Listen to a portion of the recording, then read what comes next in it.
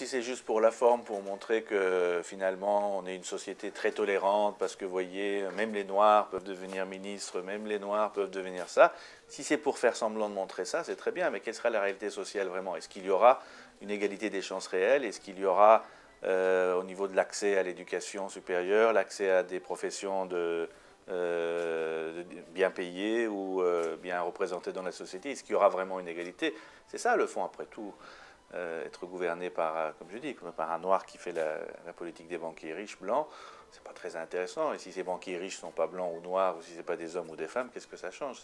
C'est ça, à mon avis. Bon, donc, oui, je vois un peu dans la presse française depuis que je suis ici, on essaie de trouver des Obama français, on essaie de trouver des Obama anglais. Je trouve ça ridicule et lamentable. La question est la suivante, est-ce qu'un noir est arrivé au pouvoir aux États-Unis en affirmant son identité noire ou au nom des noirs? Ou est-ce que c'est un noir qui est arrivé au pouvoir aux États-Unis en faisant la politique de l'establishment? Bon, tout comme une femme pourrait arriver un jour au pouvoir en faisant de la politique machiste. Bon, dans ce sens-là, on a déjà eu des Kurdes présidents de la République, mais des Kurdes qui n'affichaient pas leur kurdisme, kurdité, je ne sais pas comment il faudrait dire. Mais donc c'est ça le fond du problème. Özal disait qu'il avait une moitié kurde.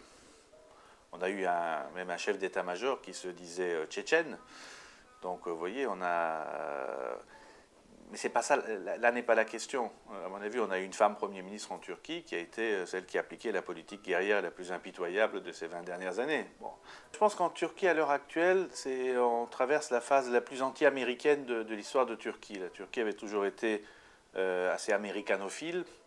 Les dirigeants politiques turcs, que ce soit les militaires ou les civils, ont toujours été très pro-américains. Mais là, depuis quelques années, ça déchantait énormément, à tel point que l'anti-américanisme est devenu un sport national qui frise presque le racisme maintenant. On passe d'un excès à l'autre. Et donc, du coup, le changement d'homme à la tête et de ligne politique à la tête a été pour le moment perçu plus ou moins positivement, mais encore une fois, voyons à l'œuvre.